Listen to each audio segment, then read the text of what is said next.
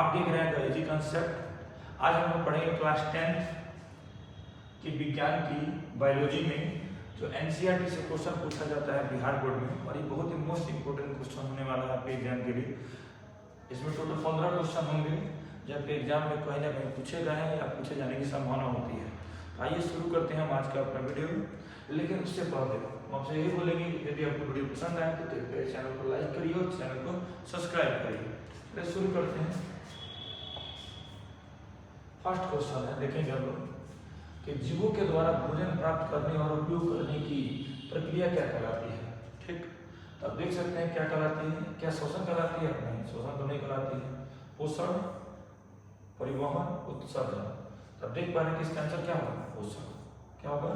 पोषण। क्योंकि जीवों द्वारा भोजन प्राप्त करना, उपयोग करना, उसका ग्रहण करना और खाने से लेकर खाना, शोषण करना, परिवहन करना, उत्सर्जन करना, सारी प्रक्रियाएं किसमें आती है? पोषण के अंतर्गत आती है। ठीक, चलिए चलते हैं नेक्स्ट स्लाइड पर और देखते हैं नेक्स्ट क्वेश्चन।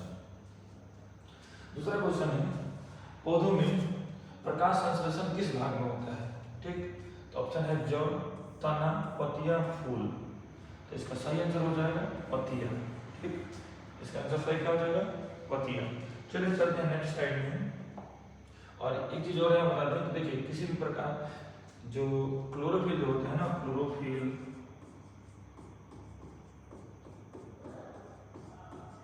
साथ ही साथ सनलाइट मतलब सूर्य का प्रकाश, साथ ही साथ जल, क्लोरोफिल, सॉलिड और CO2, ये चारों चीजें प्रकाश संश्लेषण के लिए आवश्यक होती है। इनमें से कोई एक नहीं रहेगा, प्रकाश संश्लेषण नहीं होगा। आपको क्लोरोफिल भी चाहिए, सनलाइट भी चाहिए, जल भी चाहिए और CO2 भी चाहिए। ये चारों चीज प्रकाश संश्लेषण के लिए आवश्यक होता है, तो ये चारों भी याद रखिएगा। चलिए चलते हैं नेक्स्ट स्लाइड में। अगला सवाल है, पौधे किस गैस का उपयोग प्रकाश संश्लेषण में करते हैं? चलिए ये भी सवाल एकदम आसान है। मैंने आपको बताया कि प्रकाश संश्लेषण के लिए CO2 चाहिए यानी कार्बन डाइऑक्साइड चाहिए। इसका सही आंसर हो जाएगा कार्बन डाइऑक्साइड। कभी कभी ये सवाल पूछ लिया जाता है, पौधे सांस के रूप में किस गैस का उपयोग करते हैं? तो बहुत सारे लड़के बताते हैं कि कार्बन डाइऑक्साइड का यूज करते हैं, जो कि गलत है। कोई भी सजीव सांस लेने के लिए ऑक्सीजन का ही प्रयोग करता है, तो ये हमेशा याद रखिएगा। सांस लेने के लिए पेड़ पौधे किसका यूज करते हैं? ऑक्सीजन का यूज करते हैं। परंतु प्रकाश संश्लेषण के लिए किसका यूज करते हैं? कार्बन डाइऑक्साइड का यूज करते हैं। आइए आपको क्लियर हो रहा होगा। और वीडियो पसंद आ रहा हो तो अपने दोस्तों को भी शेयर करिए, वीडियो को लाइक करिए, चैनल को सब्सक्राइब करिए ताकि हमारा मोटिवेशन बना रहे।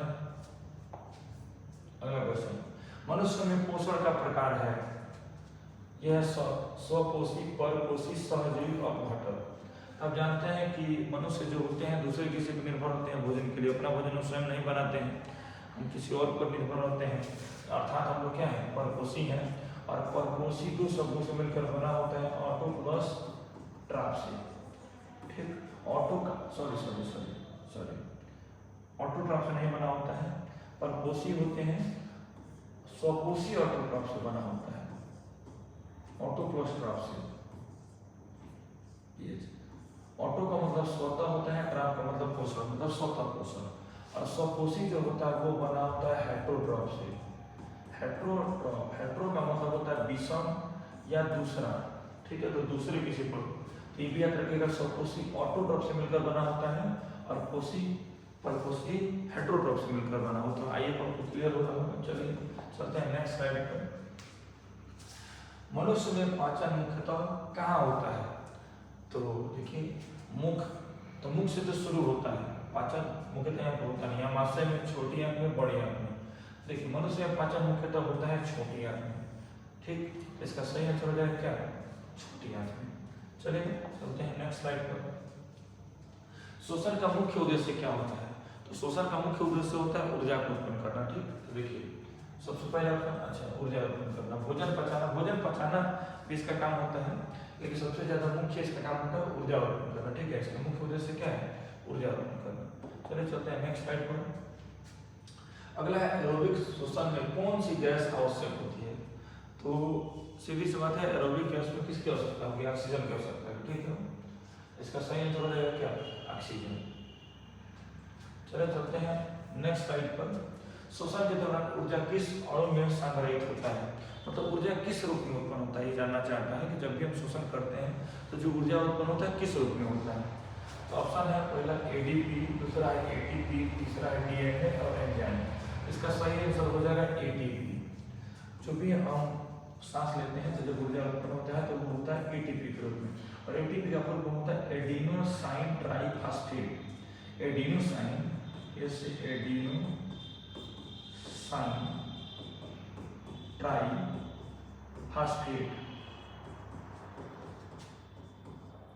ताकि आपको क्लियर हो रहा होगा एटीपी का फुल फॉर्म क्या होता है, एडिनोसाइन ट्राइफॉस्फेट। श्वसन के दौरान ऊर्जा किस रूप में संग्रहित होती है, तो वो होती है किसमें, एटीपी के रूप में। चलिए चलते हैं नेक्स्ट स्लाइड पर। अगला है रक्त में ऑक्सीजन को कौन सा घटक वहन करता है। तो रक्त में ऑक्सीजन को वहन करता है हीमोग्लोबिन, और कार्बन डाइऑक्साइड का भी वहन हीमोग्लोबिन करता है। ठीक, तो इसका सही आंसर हो जाएगा क्या, हीमोग्लोबिन। ठीक, रक्त में ऑक्सीजन को कौन होता है वहन करना, मतलब ढूंढता कौन है, पूरे शरीर को ऑक्सीजन को कौन पहुंचाता है, हीमोग्लोबिन पहुंचाता है। चलते हैं नेक्स्ट स्लाइड में। हृदय से रक्त बाहर किस द्वार से जाता है, मतलब किसके द्वारा बाहर जाता है, क्या धमनी से जाता है या सिरा से जाता है, कोशिकाओं से जाता है या नसें से जाता है, तो ये जाता है धमनियों के द्वारा। ठीक है, हृदय से रक्त बाहर किस रूप में जाता है, तो धमनियों से जाता है, और प्रवेश किससे करता है, तो सिरों से करता है, याद रखिएगा। ठीक है, धमनियों से बाहर जाता है और सिरों से प्रवेश करता है। चलिए चलते हैं नेक्स्ट स्लाइड पर। पौधों में भोजन का परिवहन किस ऊतक द्वारा होता है, भोजन का, देखिए पौधों में जल का समूहन या ढोता है, कह सकते हैं जाइलम, जल होता है, जल से जाइलम होता है। ठीक है, तो आप देख सकते हैं जल का परिवहन कौन करता है, जाइलम करता है, और भोजन का परिवहन कौन करता है, तो वो करता है फ्लोएम। एक चीज इसमें और जानने वाली बात है, जो जल होता है केवल एक दिशीय गति करता है, मतलब केवल नीचे से ऊपर जाता है। ठीक, जल जाइलम करता है परिवहन, और केवल एक दिशीय गति, मतलब नीचे से ऊपर जाता है, एक ही दिशा में गति होती है। जबकि जो फ्लोएम में है, फ्लोएम में द्विदिशीय गति होती है, नीचे से ऊपर भी जा सकता है और ऊपर से नीचे भी आ सकता है। तो याद रखिएगा भोजन का समूह कौन करता है, फ्लोएम करता है, और जल का समूह जाइलम करता है, और जाइलम में एक दिशीय गति होती है और फ्लोएम में द्विदिशीय गति होती है, ये भी याद रखिएगा। मानव शरीर से अवशिष्ट पदार्थ किस अंग द्वारा बाहर निकलता है, तो क्या हृदय से निकलता है, नहीं निकलता है, फेफड़े से निकलता है, फेफड़े से नहीं निकलता है, यकृत से निकलता है, तो ऑप्शन क्या हो जाएगा, गुर्दे। इसको गुदा होना चाहिए, गुर्दा नहीं होना चाहिए, गुदा। गुदा का मतलब एनल, एनल से निकलता है, यानी मल द्वारा, मल द्वारा से निकलता है।